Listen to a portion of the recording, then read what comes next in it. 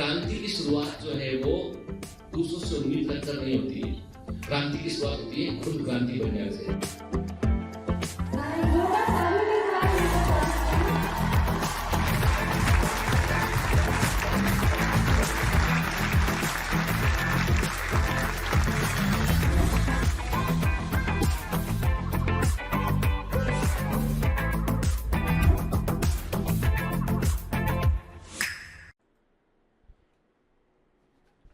Hello commandos, welcome to Biomentors classes online. I am doctor Jitendra Singh.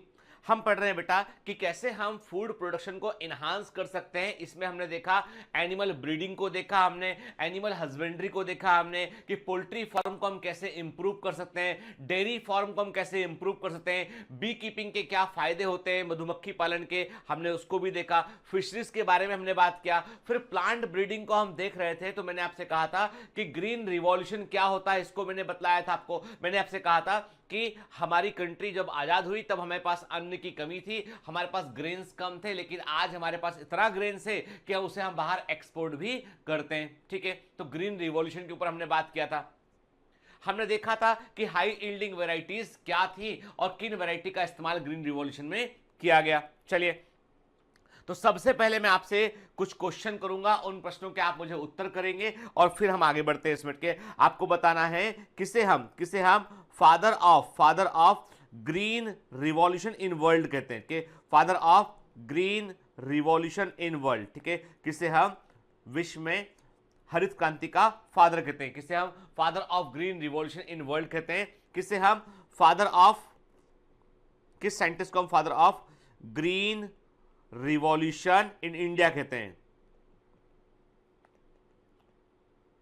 ठीक है, आपको बताना है बेटा कि व्हीट की, गेहूं की सेमी ड्वार्फ वैरायटी को तैयार करने के लिए, व्हीट की, गेहूं की सेमी ड्वार्फ वैरायटी को तैयार करने के लिए किस जीन को इंट्रोड्यूस किया गया था, जीन का नाम बताना है आपको। के इसी प्रकार आपको बताना है कि semi dwarf variety of rice के, पहले हमने कहा आपसे गेहूं की सेमी ड्वार्फ वैरायटी को तैयार करने के लिए किस जीन को क्रॉप में इंट्रोड्यूस किया गया। आपको बताना है कि राइस की सेमी ड्वार्फ वैरायटी को बनाने के लिए किस जीन को इंट्रोड्यूस करना पड़ा था।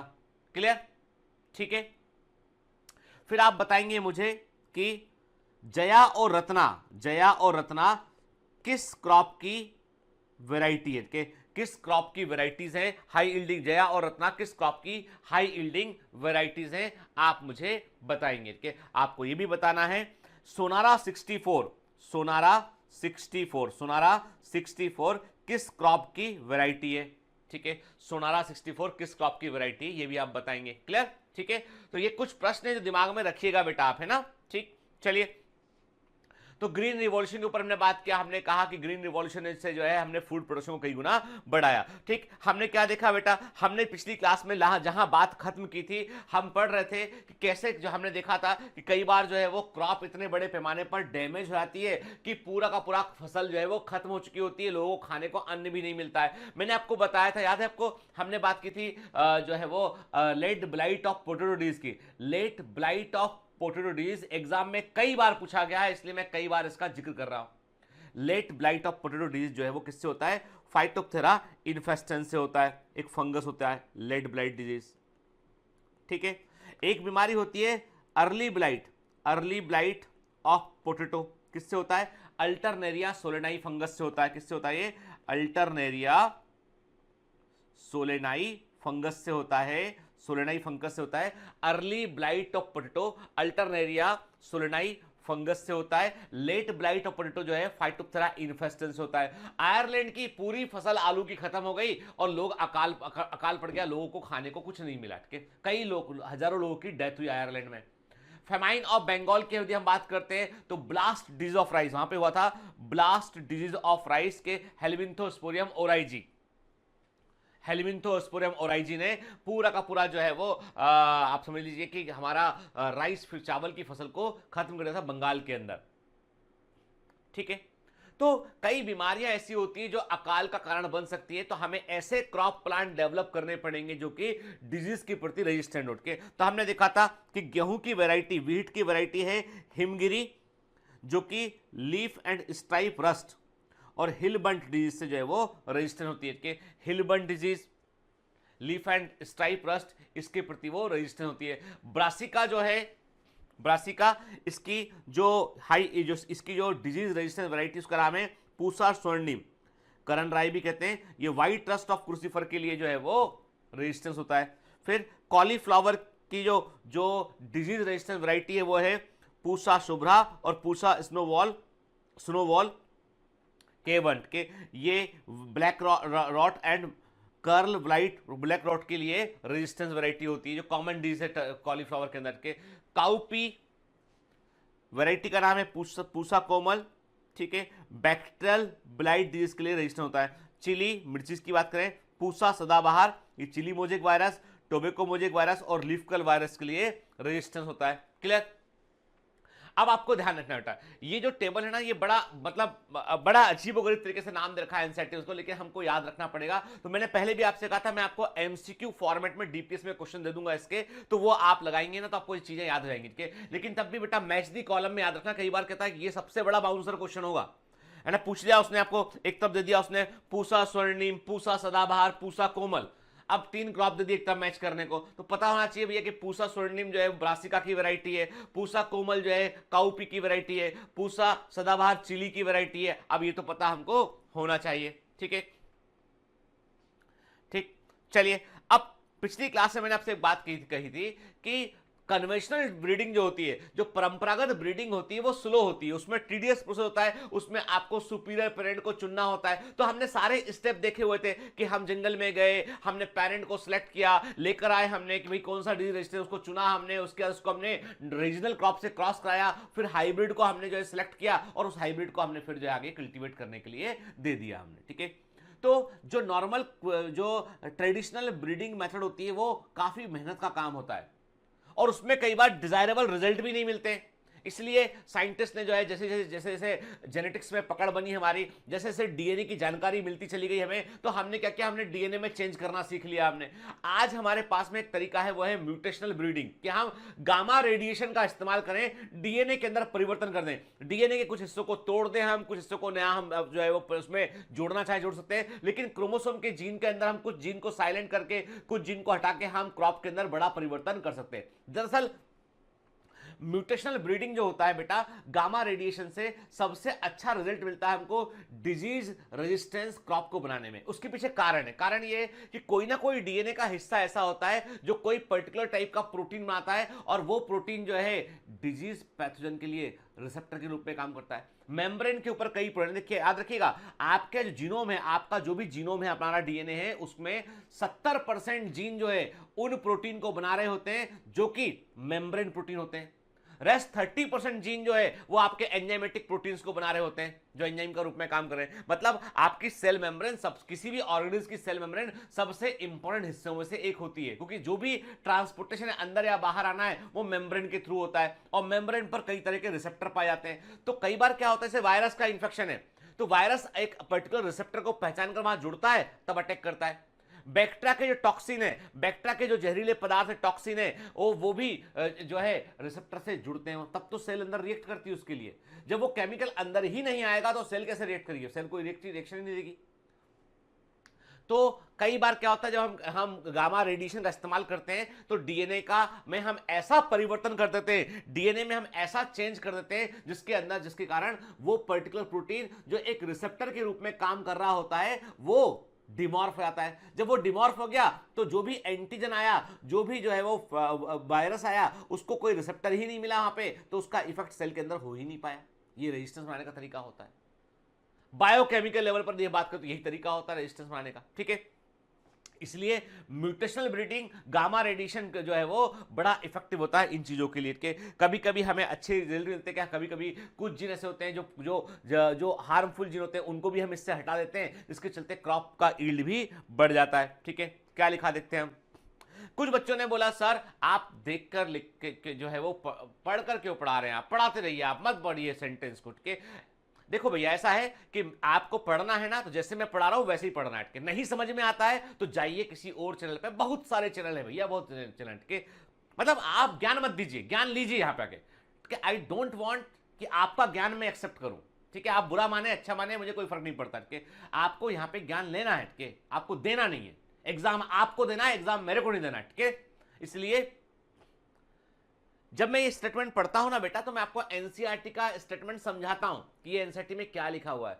ऐसे के ऐसे वर्ड एग्जाम में उठकर चले आते हैं, और यदि हम ये पढ़ेंगे नहीं, मैं अपनी कहानी बोलता रहूंगा, इस एनसीईआरटी में क्या लिखा उसको देखेंगे नहीं स्टेटमेंट को हम, तो क्या होगा?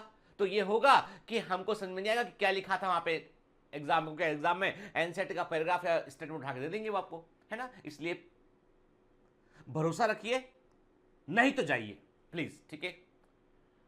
मतलब मैं आप ऐसे लोगों को कमांडोज बिल्कुल नहीं मानता हूं जो मेरे को इस तरह का बेवकूफी भरा ज्ञान देते हैं, है ना। आपको नहीं जमता बेटा, जाओ ना यार, कौन आपको कोई इनविटेशन निमंत्रण कुछ थोड़ी ना दिया मैंने आपको। आपको पढ़ना है पढ़िए, दूसरों को डिस्टर्ब मत कीजिए और ना मुझे डिस्टर्ब कीजिए। क्लियर? समझ गए ना? ठीक। इसलिए और आपको बता दो बेट के, मतलब यदि आप मेरे सामने होता ना तो मैं कान पकड़ता है, एक जोर से कान मरोड़ता और जोर का थप्पड़ लगाता है कि पढ़ने पर फोकस कर भैया, कहां दिमाग लगा रहा है, ठीक है। चलिए, तो आप आता है गुस्सा कई बार यार, इंसान है, कई बार गुस्सा आता है, लगता है कि हम एफर्ट कर रहे हैं, हम आपके बेहतरमेंट के लिए प्रयास कर रहे हैं और आप हम ही को ज्ञान दे रहे हो कि ऐसा मत करो, मत करो, वैसा मत करो, ठीक है। अरे कहां, जून से बेटा हम जिन कमांडोज को पढ़ा रहे हैं, बहुत दिनों से पढ़ा रहे हैं, वो हमारे बच्चे हैं, फैमिली मेंबर है। तुम बीच में से खिड़की खोल के झांक के ज्ञान देके चले जाते हो, नहीं चाहिए हमें, ठीक है। रखिए अपना ज्ञान अपने पास। चलिए क्या लिखा देखते हैं। म्यूटेशन, अब देखो बेटा, म्यूटेशन का मतलब तो हम जानते हैं ना, हमने मॉलिक्यूलर बेसिस ऑफ इनहेरिटेंस पढ़ा हुआ है, हमने वहां भी देखा, हमने कहा था कि सडन जेनेटिक चेंज जो होते हैं उनको हम म्यूटेशन कहते हैं। उसमें जीनोम के अंदर अकस्मात कोई परिवर्तन आता है, और ये परिवर्तन जनरली किससे आते हैं? म्यूटाजेनिक एजेंट से आते हैं। और ये म्यूटाजेनिक एजेंट वो होते हैं जो उत्परिवर्तन को, म्यूटेशन को प्रोड्यूस करते हैं। They may be radiation, they may be chemicals, they may be some environmental factors, ठीक है। Mutation is the process by which genetic variations are created through changes in the base sequence within the gene के। याद रखिए, जब ऐसा बोलते हैं मतलब basically we are talking about the point mutation की बात कर रहे हैं हम पॉइंट म्यूटेशन की बात कर रहे हैं, हम जीन म्यूटेशन की बात कर रहे होते हैं के। Resulting in the creation of new character और trait not found in the parental type के। कई बार क्या होता है, जब आप कई सारे हजारों प्रयोग करते हैं, हजारों प्रयोग में आप जीन में परिवर्तन करते हैं, तो कई बार जीन के अंदर कुछ ऐसा चेंज होता है जिससे कि कुछ नया कैरेक्टर बन जाता है, ठीक है, जो पेरेंट्स के अंदर देखने नहीं मिलता है।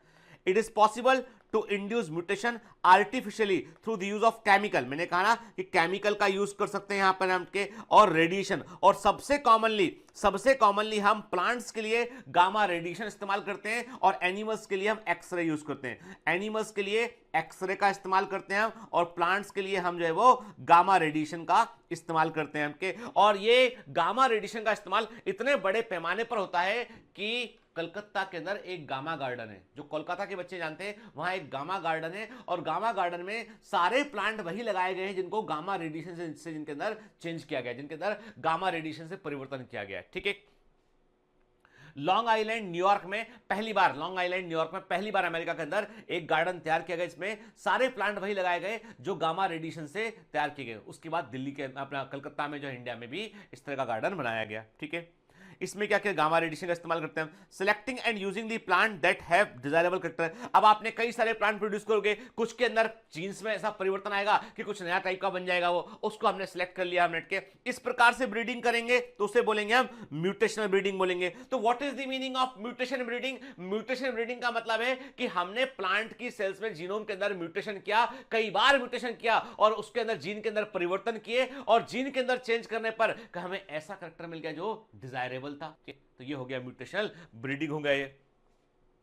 इन mung bean resistance to yellow mosaic virus and powdery mildew were induced by the mutation के। अब देखो मूंग में जो मूंग की दाल होती है बेटा, उसमें येलो मोजे, अब देखो ये जो एग्जांपल है ना, ये बड़े इंपॉर्टेंट होते हैं, ठीक है। जब बेटा हम स्टेटमेंट पढ़ते हैं ना, तो हम ऐसी चीजों को निकालते हैं अंदर से कि एनसीईआरटी में लिखा क्या है ना, ठीक है। क्योंकि देखो सब जानते हैं कि एनसीईआरटी जो है वो गीता है, कुरान है, वाहिगुरु जो है वो गुरु ग्रंथ साहब है, और जो है आप समझ लीजिए बाइबिल है, सब कुछ जो है वो एनसीईआरटी है नीट एग्जाम के लिए, समझ गए। इसको नहीं पढ़ा तो कुछ नहीं पढ़ा, समझ गए, ठीक है। तो इसलिए बेटा है ना, बिल्कुल एकदम अटेंटिव रहना, अलर्ट रहना के।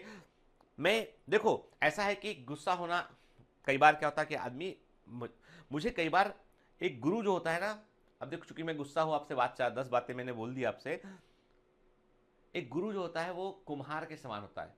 कुम्हार अंदर से सपोर्ट करता है, बाहर से मटके को ठोकता है। मटका बनाता है ना, तो अंदर सपोर्ट करता है, बाहर से उस मिट्टी को ठोकता रहता है। उठ ऐसा लगता है कि मार रहा है, उस मटके को मार नहीं रहा होता, वो नीचे सपोर्ट दिया होता है वो।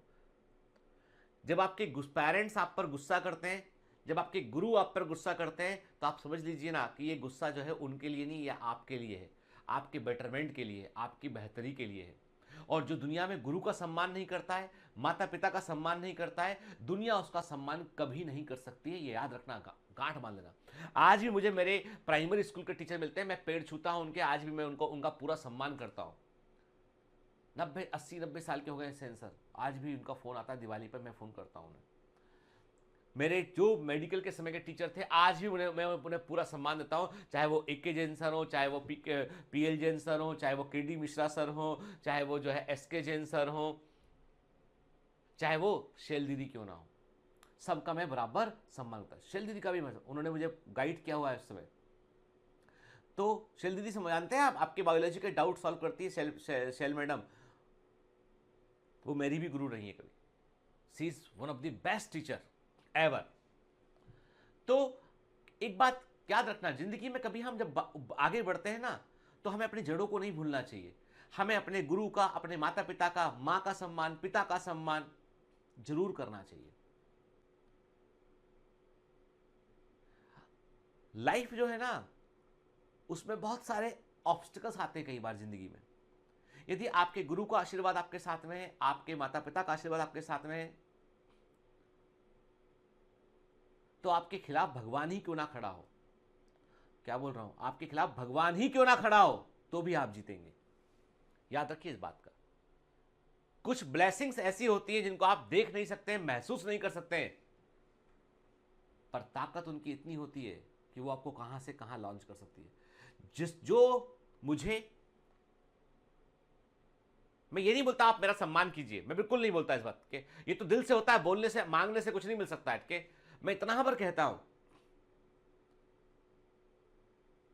बन जाइए एकलव्य, बन जाइए अर्जुन। हो सकता है मैं दुराचार ना हूं, लेकिन आप अर्जुन जरूर हैं।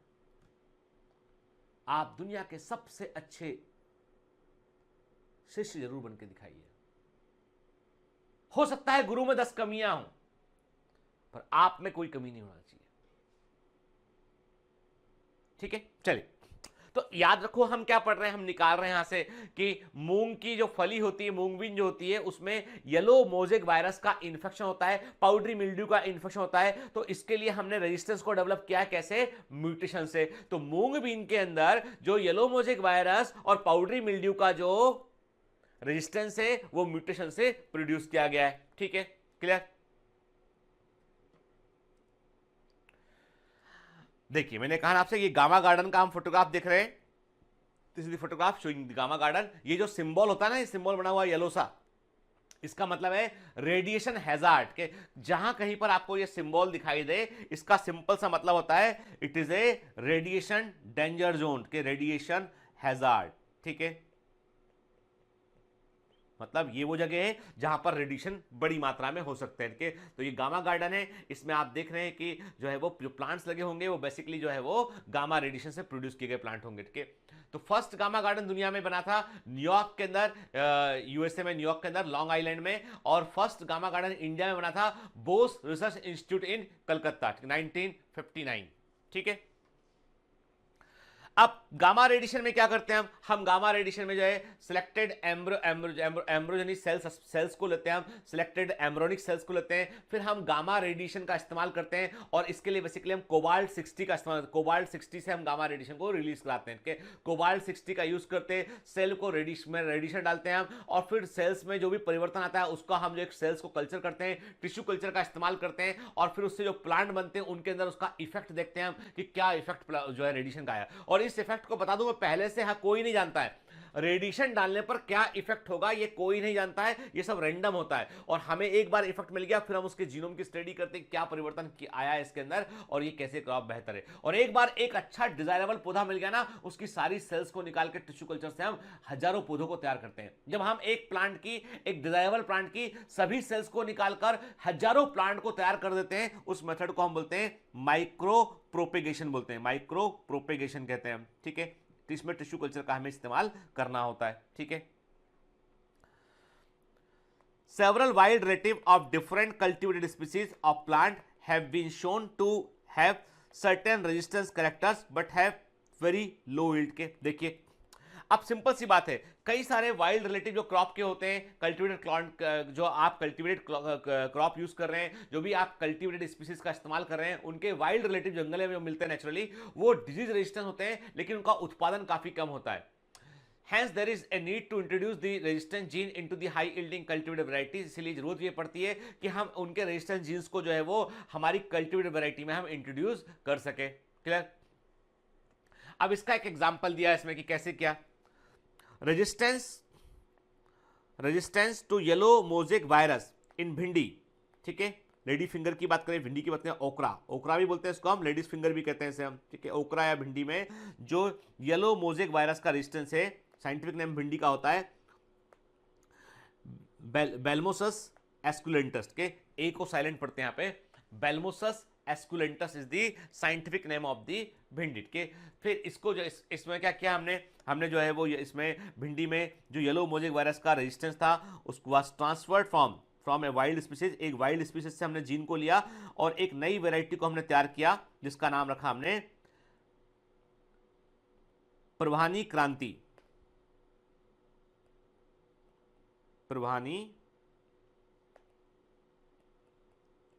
इसका हमने नाम रखा के प्रभानी क्रांति के, परभानी क्रांति या प्रभानी क्रांति के, तो परभानी यही पढ़ेंगे ना बेटा इसको, परभानी क्रांति या प्रभानी क्रांति इसका नाम रखा उनके। तो प्रभानी क्रांति क्या चीज है? प्रभानी क्रांति भिंडी की वैरायटी है और ऐसी वैरायटी है जो कि येलो मोजेक वायरस के लिए रेजिस्टेंस है। और प्रभानी क्रांति में क्या किया गया है? तो उसमें यह किया गया है कि उसमें वाइल्ड वैरायटी का जीन लाके डाल दिया गया है। प्रभानी क्रांति क्या करें, याद तो करना पड़ेगा इसको। ठीक है, चाहे कैसे याद करें इसको कि प्रभानी क्रांति भिंडी की एक वैरायटी है जिसके अंदर वाइल्ड स्पीसीज का जीन लाके डाल दिया और उसको येलो मोजेक वायरस के लिए रेजिस्टेंस बना दिया गया उसको। ठीक है, आईएमपी याद रखना बेटा, है ना।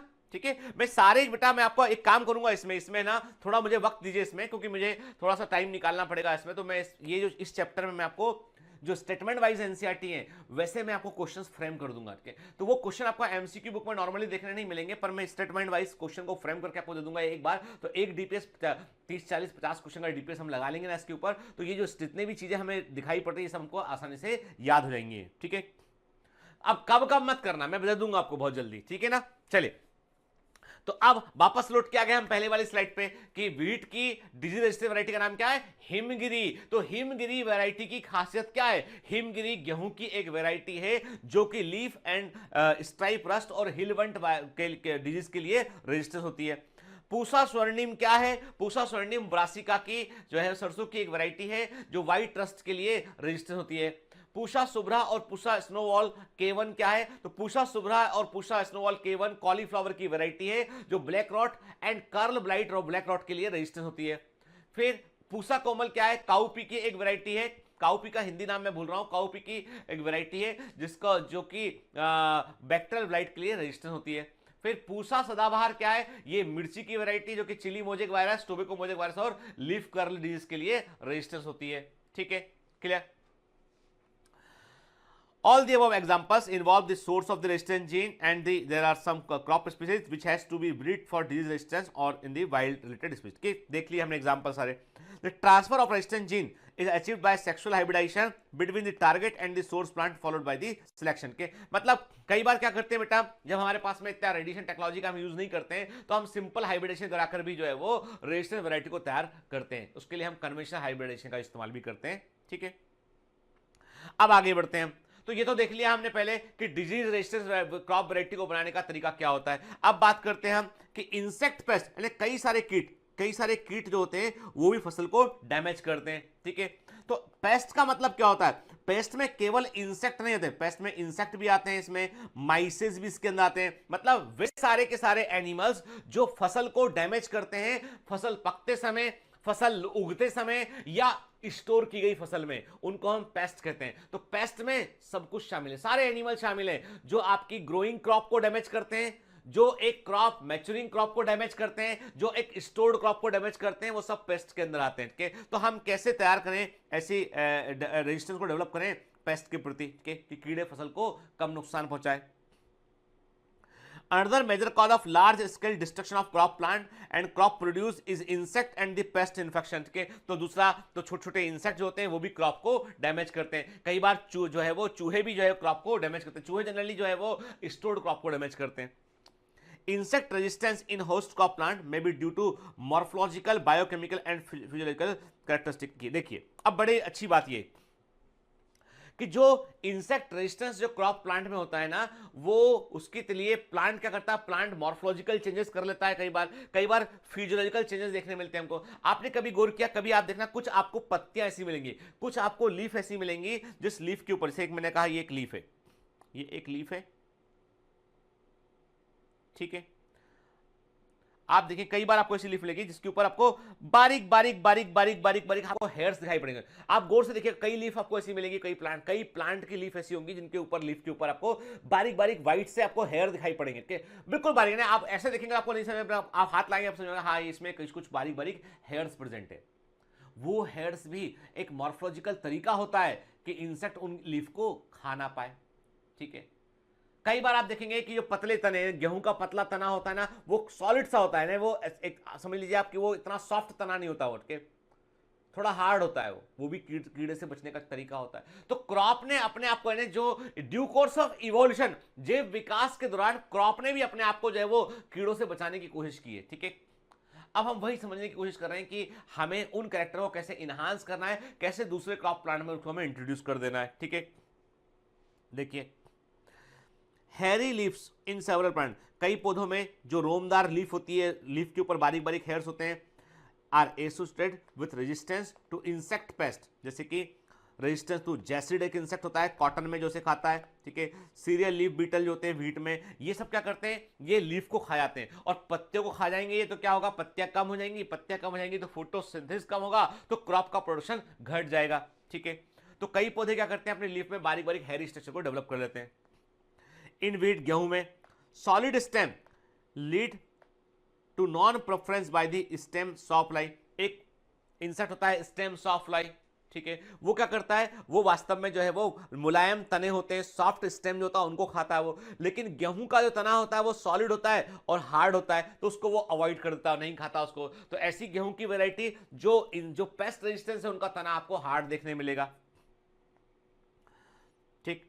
तो solid stem lead to non preference by the stems of fly and smooth leaved and nectarless cotton varieties do not attract the bollworm के। तो कॉटन वॉलवर्म जो होता है वो कपास की बड़ी सारी क्रॉप को डैमेज करता है। कॉटन वॉलवर्म जो होता है ऐसा इंसेक्ट होता है, एक ऐसा जो है वो वर्म होता है जो बड़ी संख्या में बड़ी मात्रा में कॉटन को डैमेज करता है। तो वो भी ऐसी कॉटन की वैरायटी जो कॉटन वॉलवर्म से रजिस्टर होती है, उनके अंदर क्या होता है, उनके अंदर नेक्टर जो है वो नहीं बनता, उनके अंदर स्मूथ लीव होती है, तो उसके चलते जो है कॉटन वॉलवर्म को अट्रैक्ट नहीं करता है। तो ये जो परिवर्तन, ये जो चेंजेस है बेटा, ये चेंजेस क्या है, ये चेंजेस हुए हैं मॉर्फोलॉजिकल लेवल पे, स्ट्रक्चर में चेंजेस किया गया इसमें। फिर आप देखते हैं मक्का के अंदर, देखते हैं आप कि हाई एस्पार्टिक एसिड, मक्का में एस्पार्टिक एसिड हायर साइड होता है, लो नाइट्रोजन और लो शुगर कंटेंट होता है, इसके चलते जो है मेज स्टेम बोरर जो है उस पर अटैक नहीं करता है। तो मक्का की या मेज की वे वैरायटी जो पेस्ट रेजिस्टेंस है उनके अंदर हाई एस्पार्टिक एसिड कंटेंट देखने मिलेगा आपको, लो नाइट्रोजन और लो शुगर कंटेंट होगा उसमें, ठीक है। तो मेज स्टेम बोरर अटैक नहीं करेगा। Breeding method for insect pest resistance involve the same step as those for any other agronomic trait such as yield or quality and are discussed earlier। देखिए मतलब अब आपसे बताने की कोशिश कर रहा है एनसीईआरटी में कि भाई देखो, तुम जानना चाहते हो ना कि पेस्ट रेजिस्टेंस क्रॉप को तैयार कैसे करेंगे, तो जो तुमने पहले पढ़ा हुआ है कि हाई यील्डिंग वैरायटी को कैसे क्रॉस कर जाते हैं हम, फिर हम डिजीज रेजिस्टेंस वैरायटी को कैसे तैयार करते हैं हम, तो तरीके सारे वही हैं, वही आप म्यूटेशनल ब्रीडिंग कर सकते हो, वही आप कन्वेंशनल ब्रीडिंग कर सकते हो यहाँ पे आप, ठीक है। अब सबसे अच्छी बात यह हो चुकी है अभी इस समय कि ये टेक्नोलॉजी को हम एक अलग लेवल पर चले गए हैं। जेनेटिक इंजीनियरिंग का इस्तेमाल करके हमने जो टेक्नोलॉजी को थोड़ा अगले लेवल पे ले गए। जैसे आपसे हम बात करेंगे आगे बीटी कॉटन की। जब बायोटेक्नोलॉजी पढ़ेंगे तो हम बात करेंगे बीटी कॉटन की। एक बैक्टीरिया होता है bacillus thuringiensis. Bacillus thuringiensis bacteria होता है जो एक तरह का प्रोटीन प्रोड्यूस करता है, उसको बोलते हैं क्रिस्टल प्रोटीन बोलते हैं। और ये क्रिस्टल प्रोटीन जो है वो ऐसा प्रोटीन होता है, यदि ये एल्कली मीडियम में इंटेस्टाइन के अंदर पहुंच जाएगा ना तो इंटेस्टाइन में छेद कर देगा ये। तो जो कॉटन वॉल्वर में यदि बीटी कॉटन को खाता है, कॉटन वॉल्वर यदि बीटी कॉटन की पत्ती खाता है, उसके फल को खाता है, तो खाने के बाद उसके पेट के अंदर जो है इसके मिड गट में, मिडिल इंटेस्टाइन मिड गट में बारीक बारीक छेद हो जाते हैं इस प्रोटीन कारण और वो मर जाता है। तो कॉटन वॉल्यूम ग्रो नहीं कर पाता कॉटन के ऊपर, तो बीटी कॉटन रजिस्टर हो गया। लेकिन इस बीटी कॉटन को बनाने के लिए क्या किया हमने बैक्टीरिया का जीन निकाला। हमने बैक्टीरिया का वो जीन जो क्राइजीन था, CRY क्राइजीन। क्राइजीन का मतलब था क्रिस्टल प्रोटीन का जीन, वो निकाला हमने। उसको निकाल के हमने कॉटन प्लांट में डाल दिया। हमने बैक्टीरिया का जीन निकाला हमने और कॉटन प्लांट में डाल दिया। हमने जेनेटिक इंजीनियरिंग का इस्तेमाल किया। हमने जेनेटिक इंजीनियरिंग में हम दो अनरिलेटेड जीनोम को हम इस्तेमाल कर रहे होते हैं, ठीक है, पढ़ेंगे आगे हम बायोटेक्नोलॉजी में। तो अभी हमने क्या देखा, हमने देखा कि हमने जो है अब तो हमारे पास में जो है वो मैनिपुलेशन करने का सबसे अच्छा तरीका सामने आ चुका है, वो है जेनेटिक इंजीनियरिंग। किसी का जीन किसी में डाल दीजिए आप, ठीक है। Source of resistant gene may be cultivated varieties, germplasm collection of the crop और वाइल्ड वैरायटी, ठीक है। तो भैया आपको रेजिस्टेंट जीन मिलेगा कहां से मिलेगा आपको? ये कल्टिवेटेड वैरायटी से मिलेगा, आपको जर्म प्लांट कलेक्शन से मिलेगा, वाइल्ड वैरायटी से मिलेगा। उस जीन का आप इस्तेमाल कर सकते हैं ब्रीडिंग के लिए, ठीक है। देखिए आप, अब हम पेस्ट रेजिस्टेंस वैरायटी की बात कर रहे हैं। और ये जो नाम है ना बेटा, अभी तक मैं क्लियर कर दूं मुझ के, अभी तक एग्जामिनर ने जो है इतने साल हो गए हैं, अभी 3-4 जो भी जब से ये आपका नीट भी शुरू हुआ है और एनसीईआरटी अपग्रेड हुआ है, उसके बाद से अभी तक एग्जामिनर ने इन चीजों पर फोकस कम फोकस किया। लेकिन मैं हमेशा एक बात कहता हूं कि जहां पर एग्जामिनर का फोकस कम है, समझ लेना वहीं से कभी जो है वो बड़ी चोट हो सकती है। इसलिए है ना कि हमेशा घर के पीछे का दरवाजा जिसकी कुंडी जो है ठीक नहीं होती है, कई बार घरों में आप देखेंगे आंगन के पीछे का दरवाजा एक होता है जो कम यूज करते लोग बात के, वही घर का सबसे वीक पॉइंट बन जाता है कई बार। याद आ गया, ठीक है। तो कहने का मतलब यह है कि कभी भी जब हम कोई वॉर में होते हैं, देन आपको उस समय कोई भी कमजोर हिस्सा नहीं छोड़ना चाहिए। You should be strong enough, ठीक है, कि आपको कोई, तो मैं कहता हूं आपसे कि ये बाउंसर क्वेश्चन हो सकते हैं बेटा, है ना। तो इसलिए हमको तैयार रहना इनके लिए ना।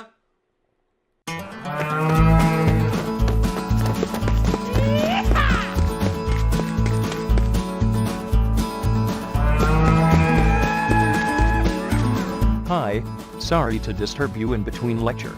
But it's important to inform you. You should download Biomentors app from Google Play Store. We need your support, so please take subscription to become an official commando of Biomentors. Bye bye. Continue your lecture.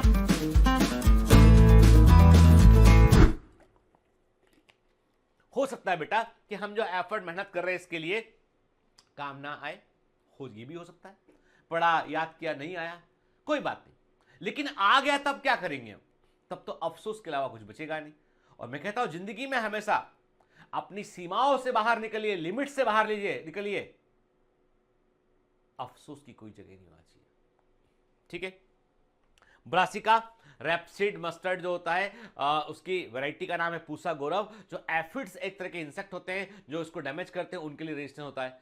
Flat bean जो होता है Pusa Sam के, तो हम जो देखते हैं ना सेम की फली थी, फ्लैट बीन जो होता है उसकी वैरायटी नाम है पूसा सैम 2, पूसा सैम 3। ये जैसिड्स के लिए, एफिड्स के लिए और फ्रूट बोरर के लिए रेजिस्टेंस होते हैं। फिर ओकरा या भिंडी जो होती है उसकी वैरायटी का नाम है पूसा सवानी और पूसा A4। ये शूट एंड फ्रूट बोरर के लिए, जो छेद करते हैं भिंडी के अंदर, उसके लिए ये रेजिस्टेंस होती है, ठीक है। तो ये वैरायटी के नाम आपको दिमाग में रखने बेटा, है ना, ठीक है। मैं आपको MCQ भी दूंगा इसके ऊपर। चलो ये तो बात हो गई पेस्ट रेजिस्टेंस के ऊपर। अब बात करते हैं हम कि क्या प्लांट ब्रीडिंग से हम जो है वो फूड की क्वालिटी को इंप्रूव कर सकते हैं। अभी तक बेटा हमने जितनी भी बातें कही, उन बातों में एक चीज थी कि हम फसल की उत्पादकता को, ईल्ड को बढ़ा रहे थे, हम डिजीज रेजिस्टेंस के लिए फसल को तैयार कर रहे थे, हम पेस्ट रेजिस्टेंस के लिए फसल को तैयार किया हमने। अब बात कर रहे हैं क्रॉप की न्यूट्रिटिव क्वालिटी को बढ़ाने की, क्वालिटी ऑफ क्रॉप को, फूड क्वालिटी को बढ़ाने की बात कर रहे हैं। ठीक है, देखिए एक बड़ी इंटरेस्टिंग बात यह है कि भारत में बड़े पैमाने पर छोटे गांवों के अंदर, इस विलेजेस के अंदर, छोटे कस्बों के अंदर आप देखेंगे तो बहुत सारे ऐसे बच्चे पढ़ रहे थे स्कूल के अंदर जो कुपोषण का शिकार हैं। उनको प्रॉपर भोजन नहीं मिल पाता है। घर पर भी, घर पर प्रॉपर भोजन नहीं मिल पाता है। ऐसा नहीं घर पे खाना नहीं बनता, घर पे भोजन मिलता है। घर पे दाल बन गया, चावल बन गया, कुछ बन गया घर बैठ के, या केवल चावल बन गया है, केवल रोटी, नमक से, लाल मिर्च से रोटी खाते हैं। बहुत गरीबी है इंडिया के कई हिस्सों में। तो सरकार ने क्या किया, सरकार ने मिड डे मील योजना को शुरू किया।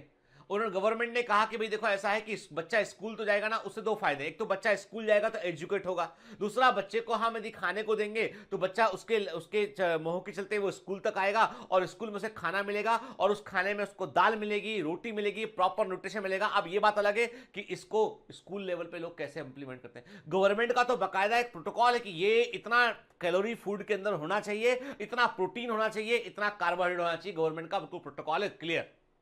लेकिन अब हमारे देश में क्या है कि कई चीज ऐसी कि हमारे देश में एक बड़ा प्रॉब्लम जो है वो है कि करप्शन भी कई लेवल पे काम कर रहा होता है। तो अब मैं इस पे ज़्यादा टिप्पणी नहीं कर पाऊंगा, लेकिन आप अपने आसपास जो भी मिड डे मील स्कूल होता हो ना, कभी आप देख के देखिएगा मिलता क्या है खाने में। ठीक है, आप देखिएगा उस चीज को।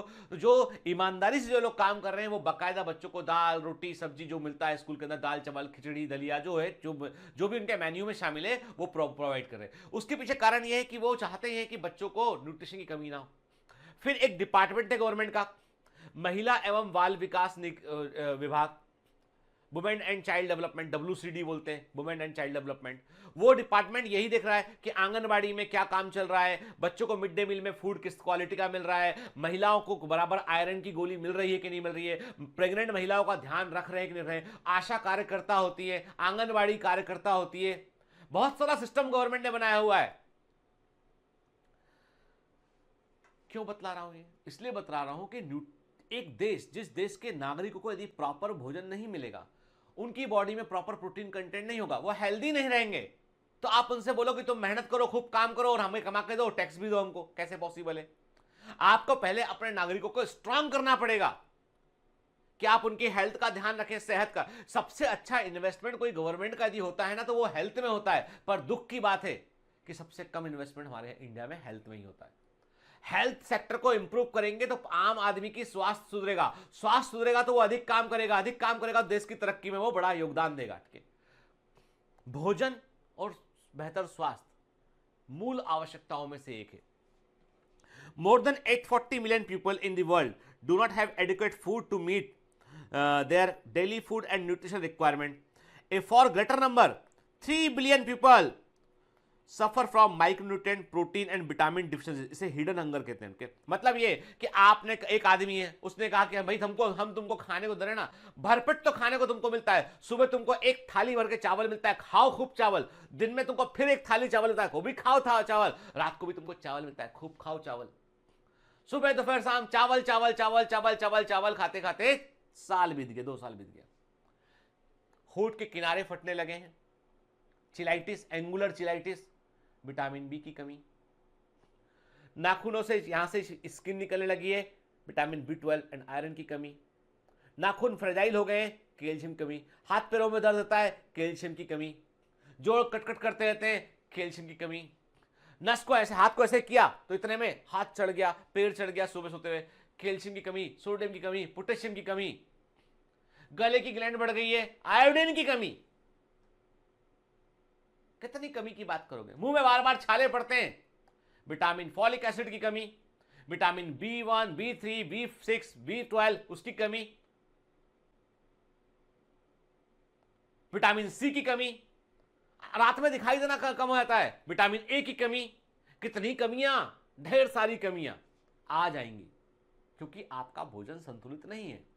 आपके फूड में आपने जो लिया उसमें माइक्रोन्यूट्रिएंट नहीं है, उसमें पर्याप्त विटामिन नहीं है। तो ऐसा नहीं कि पेट नहीं भरा, पेट तो भर दिया, लेकिन उसके अंदर क्या था? फूड के अंदर शोक का, तो वो हिडन हंगर है कि पेट भरा है लेकिन तब भी बॉडी भूखी है क्योंकि उसको विटामिन माइक्रोन्यूट्रिएंट नहीं मिल पा रहे हैं, ठीक है। क्योंकि अब इसीलिए कहा जाता है कि इनफ फल खाइए, सब्जियां खाइए, दालें खाइए, मछली खाइए, मीट खाइए, बहुत सारी बातें कि जो नॉन वेजिटेरियन उनके लिए कहा जाता है भाई फिश खाओ, मीट खाओ के, और जो वेजिटेरियन उनके लिए सब्जियां खाओ, दाल खाओ के। तो आपके जो डेली सर्विंग है उसमें फ्रूट पोर्शन फल होना चाहिए।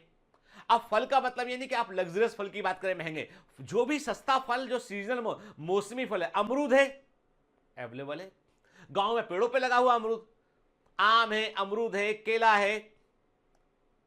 और यदि आप नॉर्थ ईस्ट में रहते हैं आप, तो वहां तो बड़ा अच्छा बनाना मिलता है, बड़ा अच्छा वहां पे लीची मिलता है कई जगह पेट के। तो बहुत सारे फल है जो रीजनल है, लोकल है, उनका इस्तेमाल करिए। सब्जियां उगाइए अपने किचन गार्डन में, आसपास कई सब्जियां उगाइए, सब्जियां फ्रेश मिलती है मार्केट में, की सब्जियों का इस्तेमाल कीजिए। विटामिन होते हैं उनके अंदर, मिनरल्स होते हैं उनके अंदर। आयरन की कमी है, पालक खाइए, पालक का सूप पीजिए। पालक बुरा लगता है, मालूम है मुझे बुरा लगता है ना, पर खाना पड़ेगा बेटा। पालक का पराठा खा लो बना के, चलो वो तो खा सकते हो ना। मेथी खाइए, लौकी खाइए, गिलकी खाइए, टमाटर खाइए, सलाद जरूर खाइए खाने में। अरे ककड़ी कितनी सस्ती चीज, ककड़ी टमाटर के सब मिलता है। आप डाइट को इंप्रूव कीजिए। हम कहें डाइट का मतलब गुलाब जामुन खाएंगे तो उसमें न्यूट्रिएंट नहीं है, ठीक है। न्यूट्रिएंट है टमाटर में, ककड़ी में, इन सब में, ठीक है। मतलब जो विटामिन मिनरल्स चाहिए।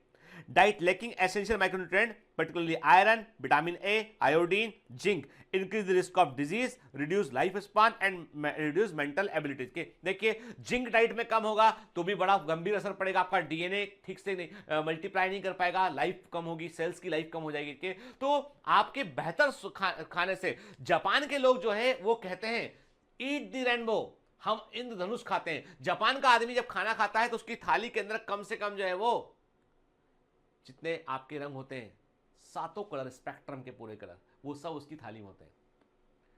वो कैप्सिकम खाएगा तो कैप्सिकम, येलो कैप्सिकम होगा, रेड कैप्सिकम होगा, ग्रीन कैप्सिकम होगा उसके अंदर। ब्रोकली खाएगा वो तो हरे रंग का ब्रोकली होगा उसमें। गोभी खाएगा वो तो पर्पल कलर का गोभी होगा उसमें, रेड कलर का कैबेज उसके अंदर होगा। मूली खाएगा तो व्हाइट होगा उसमें और रेड वाला मूली भी उसके अंदर। ऐसे करके अलग अलग कलर, और वो ऐसे सलाद को तैयार करते हैं वो लोग। जापान में कॉन्सेप्ट है ईट द रेनबो। कई रेस्टोरेंट है बोलते हैं कि वी सर्व है रेनबो के, तो क्योंकि वो डाइट का। अभी कहा जाता है कि आप जितने भी कलरफुल फ्रूट, आप कलर का मतलब कि रंग दिया, पेंट लगा के रंग दिया, नहीं, जो नेचुरली कलरफुल फ्रूट उनको खाने से आपका बॉडी में जो है वो ऐसे एंटीऑक्सीडेंट आते हैं जो कैंसर सेल से भी फाइट करते हैं, ठीक है। अब what is the meaning of biofortification? तो बायोफोर्टिफिकेशन का मतलब होता है कि हम क्रॉप को इंप्रूव कर रहे हैं, हम जो क्रॉप है उसकी क्वालिटी को हम इंप्रूव कर रहे हैं by enhancing the level of minerals, by enhancing the level of vitamins, by enhancing the protein content. Breeding crop with higher level of vitamins, minerals और higher protein and healthier fats is most practical mean to improve the public health के। अब आपने क्या किया, आपको पता है कि हमारे देश की अधिकांश पॉपुलेशन जो है वो चावल खा रही, मान लो हम नॉर्थ ईस्ट की बात करें, साउथ की बात करें, तो आपने क्या किया, आपने चावल के अंदर विटामिन ए बहुत सब ऑप्टिमल लेवल पे होता है, काफी कम होता है, तो राइस के अंदर आपने विटामिन ए इंट्रोड्यूस कर दिया आपने। तो अब क्या होगा, चावल खाएगा तो विटामिन ए उसको व्यक्ति को मिलने लगेगा। तो जो क्रॉप खा रहा है उस क्रॉप को आप इंप्रूव कर देंगे तो व्यक्ति को एक्स्ट्रा विटामिन मिलने लगेंगे, ठीक है। तो इसे बायोफोर्टिफिकेशन कहते हैं। Breeding for improve nutrition quality is undertaken in the objective of improving के। क्या इंप्रूव करना हम चाह रहे हैं? हम चाह रहे हैं कि दालों के अंदर प्रोटीन कंटेंट और अधिक हो सके, क्वालिटी प्रोटीन की बेहतर हो, यानी ए ग्रेड प्रोटीन मिले हमें, जो नॉनवेज के अंदर अच्छा प्रोटीन होता है वही प्रोटीन जो हमको दालों से मिल सके, उसी क्वालिटी का प्रोटीन हमको मिल सके, और काफी हद तक सफलता मिली है। सोयाबीन में काफी सारे प्रोटीन इस तरह के इंट्रोड्यूस हो चुके हैं, ठीक है। ऑयल कंटेंट एंड क्वालिटी, हम जो ऑयल सीड क्रॉप को इस्तेमाल करते हैं, जो हम ऑयल क्रॉप से निकालते हैं, उसमें ऑयल कंटेंट बढ़ सके और उसकी क्वालिटी भी इंप्रूव हो सके। विटामिन कंटेंट, कि आपकी क्रॉप के अंदर जो है वो सब्जियों के अंदर, फलों के अंदर विटामिन का लेवल और बढ़ जाए के। माइक्रोन्यूट्रिएंट एंड मिनरल कंटेंट की, फास्फोरस का लेवल बढ़ जाए, जिंक का लेवल बढ़ जाए क्रॉप के अंदर, आयरन का लेवल क्रॉप के अंदर बढ़ जाए, ये सब भी चीजें हम कर रहे होते हैं, ठीक है। तो ये सब तरीके हैं, ठीक है। अब आप देखिए, आपको एक इमेज दिखाई दे रही है, इस इमेज में आप दो तरह का चावल देख रहे हैं। एक गोल्डन सेला राइस है, येलो कलर का है, उसको पीला नहीं किया बेटा हमने कि हल्दी से पीला कर दे, वो ऐसे ही है के। और एक व्हाइट राइस, नॉर्मल राइस जो हम खाते हैं व्हाइट दिखाई पड़ रहा है, एक हमको येलो राइस दिखाई पड़ रहा है। तो गोल्डन सेला राइस जो है ये वास्तव में इसे हम गोल्डन राइस कहते हैं। और ये गोल्डन राइस को हमने क्या किया, हमने कैरोटीनॉइड के जीन इसके अंदर डाल दिए, राइस के अंदर हमने कैरोटीनॉइड के जीन डाल दिए। तो जब राइस लगता है तो उसके अंदर जो है वो कैरोटीन की मात्रा बढ़ जाती है और वो येलो कलर का कैरोटीन के कारण वो येलोइश कलर का हो जाता है। और इस राइस में विटामिन ए बनाने का कैरेक्टरिस्टिक होता है। ऐसा कहा जाता है कि इसके अंदर कैरोटीन जो होता है जो विटामिन ए के प्रोडक्शन में हेल्प करता है। हालांकि कुछ वैज्ञानिक इसका विरोध करते हैं, वो ये कहते हैं कि विटामिन ए का जो के लिए आपने जो बीटा कैरोटीन कंटेंट डाला राइस के अंदर, गोल्डन राइस में, वो काफी कम है। उससे अधिक विटामिन ए कंटेंट आपको जो है वो एक कद्दू के अंदर मिल जाएगा, आपको गाजर के अंदर मिल जाएगा, आपको जो है वो हम कहें स्वीट पोटैटो के अंदर, स्वीट पोटैटो जो होता है शकरकंद उसके अंदर मिल जाएगा, कैरेट में मिल जाएगा, आपको जो है वो टमाटर में मिल जाएगा आपको। और ये सबसे आसान है कि गाजर जो है वो बहुत सस्ती सब्जियों में से एक होता है, गाजर हुआ के। शकरकंद ज्यादा महंगा नहीं होता है, काफी अच्छा सोर्स है ये बीटा कैरोटीन का। तो वो कहते हैं कि हमको इतना एफर्ट करने की जरूरत नहीं है। और दूसरा ये कि गोल्डन राइस जो होता है वो जेनेटिक इंजीनियरिंग से बनाया गया है, उसे हम जीएमओ क्रॉप कहते हैं, जेनेटिकली मॉडिफाइड ऑर्गेनिज्म की कैटेगरी में आता है। तो कई सारे साइंटिस्ट का विरोध करते हैं, पर सच्चाई तो ये है कि आप बोलोगे लॉन्ग टर्म में नुकसान करेगा। अरे भैया शॉर्ट टर्म में आदमी को खाने ही कुछ नहीं है, टर्म में खाने को कुछ है ही नहीं है, तो आप सोचिए कि लॉन्ग टर्म की बात कहां सोचे हम। तो होता यह है बेटा कि जो है कई सारे विवाद इसके ऊपर हो रहे हैं कि गोल्डन राइस जीएमओ है, इससे नुकसान होगा आगे। लेकिन तब भी जो है इथोपिया के अंदर, सूडान के अंदर और अफ्रीका कई हिस्से ऐसे हैं, घाना के अंदर, जहां पर व्यक्ति को जो है वो सिविल वॉर का सामना करना पड़ रहा है, क्रॉप प्रोड्यूस नहीं कर पा रहे हैं, वेदर भी बड़ा एक्सट्रीम है। तो वहां पर जो है आज भी कई सारी एजेंसी, यूएन की एजेंसी वहां पर फूड सप्लाई कर रही होती है और वो गोल्डन राइस सप्लाई कर रही होती है। उसके पीछे कारण ये है कि वो चाहते ये है कि वहां पर जो है व्यक्ति को प्रॉपर नॉरिशमेंट मिल सके। मेरे एक परिचित है, वो डॉक्टर है वहां पे बाहर, तो बताते हैं कि सूडान में, तो कह रहे हैं वो एक कॉन्फ्रेंस में मुझे मिले थे, बताते हैं वो कि वहां पर अधिकांश पेशेंट ऐसे हैं जो केवल और केवल एक समस्या से पीड़ित हैं, वो है माल न्यूट्रिशन। एकमात्र प्रॉब्लम ये है, उनको दिन में भी दिखाई देना कम हो गया, मतलब विजन का बड़ा प्रॉब्लम वहां पे हो गया, क्योंकि विटामिन ए ना के बराबर है। इसलिए जो है वो यूएन ने डिसाइड किया कि वहां ऐसा राइस प्रोवाइड करेंगे जिसमें विटामिन ए कुछ ना कुछ तो व्यक्ति को मिल सके। ठीक है, तो मतलब कई सारे ये जो हम पढ़ रहे हैं इसके बहुत सारे एस्पेक्ट है इसके। कई बार हम जो भी क्रॉप इंप्रूवमेंट कर रहे हैं, बायो फोर्टिफिकेशन कर रहे हैं, इसका सामाजिक पक्ष भी एक होता है। इन 2000 मेज hybrid that had twice the amount of amino acids, lysine and tryptophan compared to the existing maize hybrid were developed। के 2000 में मक्का की ऐसी वैरायटी तैयार की गई जिनके अंदर ट्रिप्टोफैन और लाइसिन एमिनो एसिड जो है वो दुगनी मात्रा में था नॉर्मल मेज से। होता क्या है, मेज के अंदर नेचुरली मक्का के अंदर ट्रिप्टोफैन और लाइसिन कम अमाउंट में होते हैं, इसलिए makka is not very good source of protein के।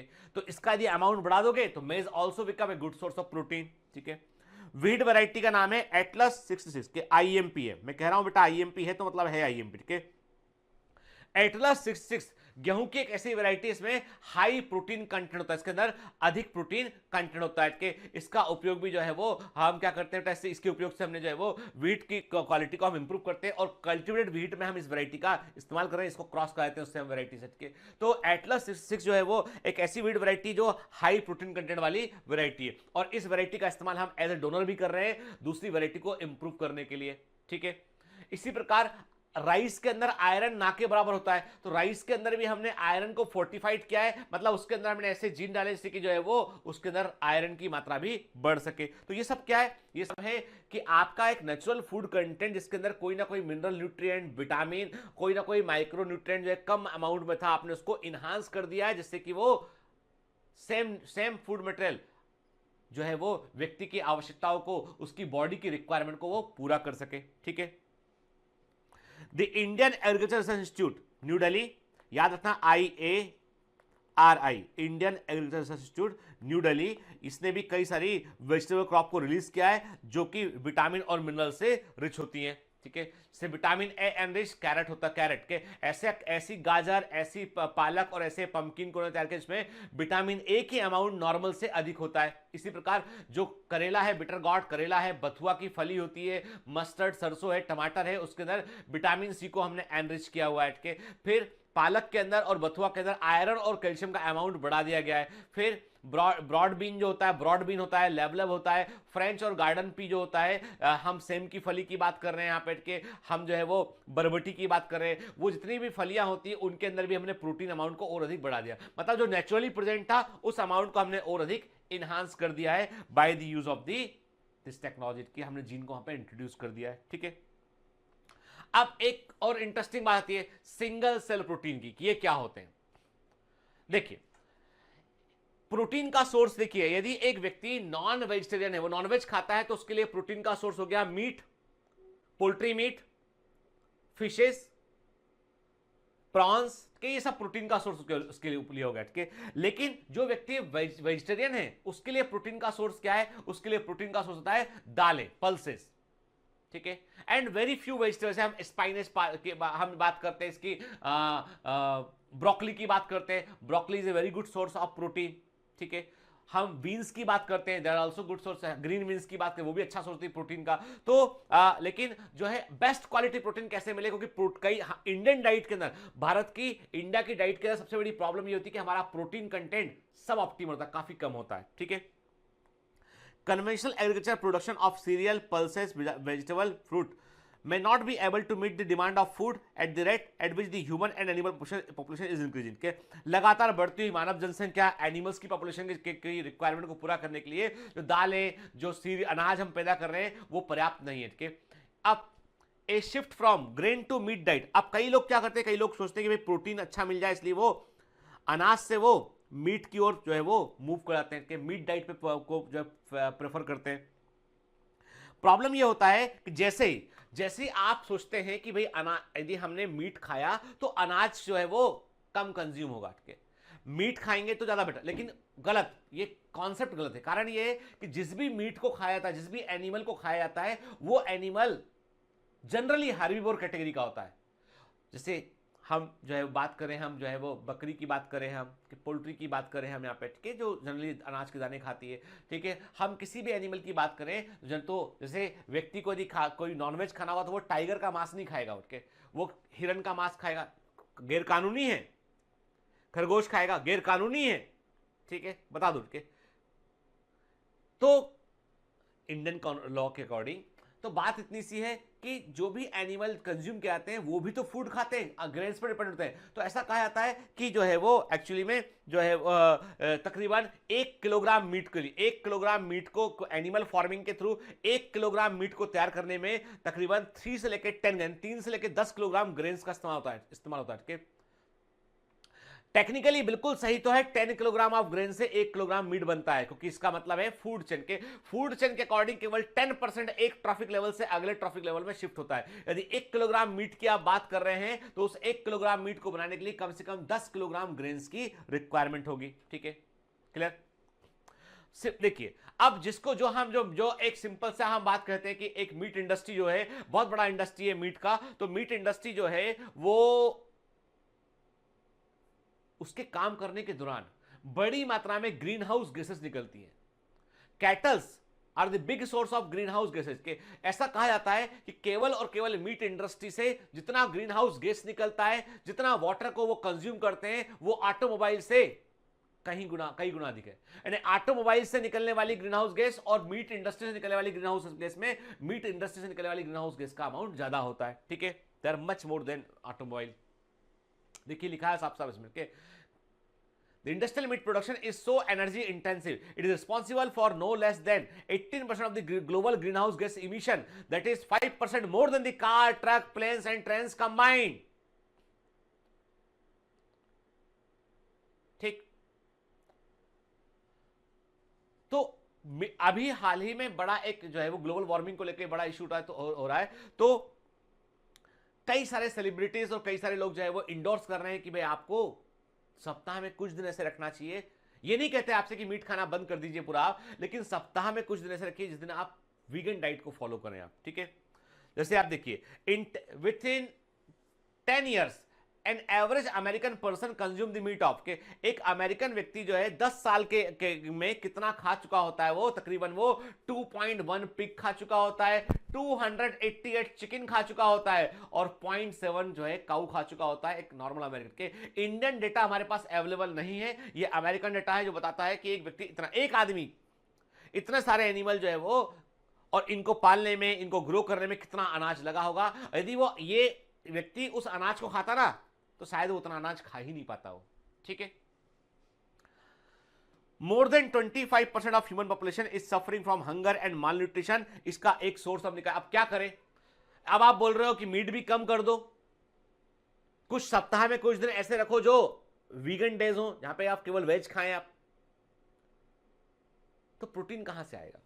तो प्रोटीन के लिए आप साइंटिस्ट कहते हैं कि इसके लिए हमको सिंगल सेल प्रोटीन में फोकस करना पड़ेगा। तो the alternate source of any protein from animal and human, animals and human nutrition is the single cell protein. ठीक है, और अब देखो आपको बता 2 मिनट के, एक मूवी है जरूर देखिएगा आप, बायोमेंटर्स ऑनलाइन फिल्म्स पे, बायोमेंटर्स ऑनलाइन फिल्म्स का एक मूवी है फूड ऑफ द फ्यूचर, भविष्य का भोजन, के 5-7 मिनट का मूवी है और इसमें बताया गया है कि क्या क्या अल्टरनेटिव सोर्स जो है फूड के होंगे भविष्य में जिसको व्यक्ति खाएगा। ठीक है, तो आज माइक्रोब का इस्तेमाल जो है बड़े इंडस्ट्रियल लेवल पे किया जाता है बेटा, गुड्स प्रोटीन के गुड सोर्स के रूप में। जैसे ब्लू ग्रेन एल्गी है, स्पाइरुलिना मार्केट में अवेलेबल है, किसी भी मेडिकल स्टोर पे जाओगे आपको स्पाइरुलिना का टैबलेट मिल जाएगा आपको, जो कि प्रोटीन का एक बेहतर सोर्स होता है। के तो कई सारे माइक्रोब का इस्तेमाल हम कर रहे हैं, माइक्रोब्स का हम यूज कर रहे हैं जो है सिंगल सेल प्रोटीन को प्राप्त करने के। उसमें हम ईस्ट का भी यूज कर रहे हैं, उसमें हम जो है ब्लू ग्रेन एल्गी स्पाइरुलिना का यूज कर रहे हैं, क्लोरेला का यूज करते हैं। कि कई लोग जो है वो स्पेस रिसर्च में के जो अंतरिक्ष में विमान जो जाता है स्पेस रिसर्च में, उसमें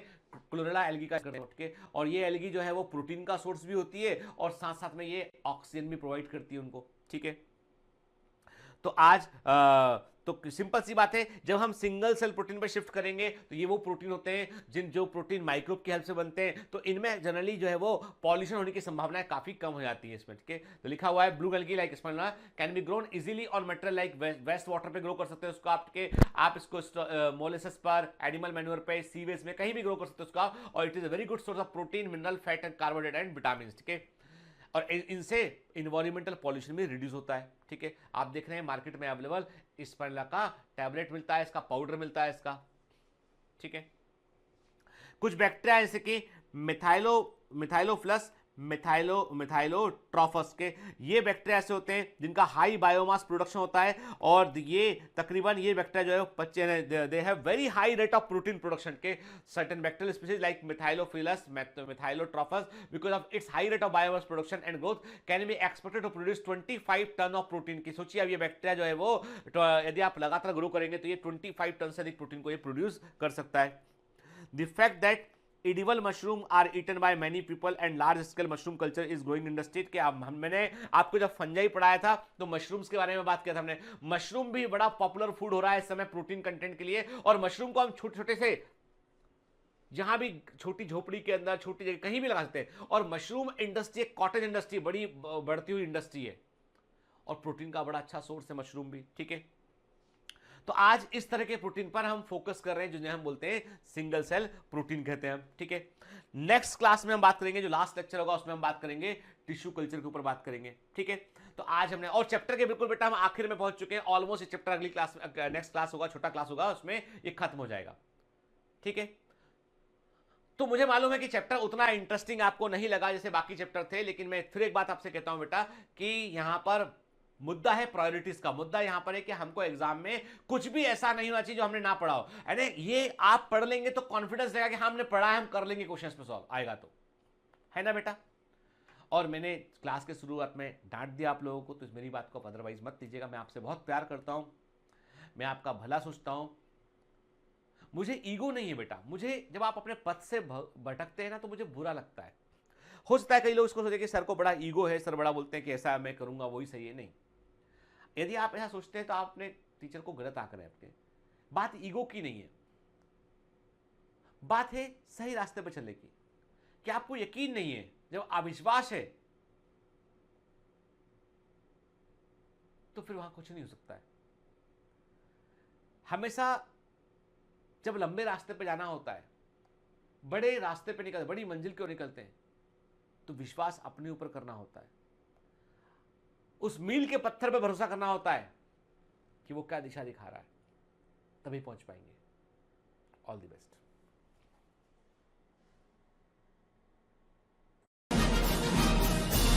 Hi. To become an official commando of Biomentors, join us at www.biomentors.online. Here you can solve daily practice papers, an online test.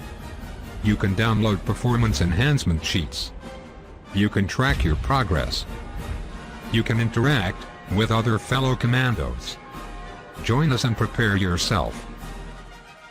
It's a commando training for your success. Download Biomentors online app from Google Play Store.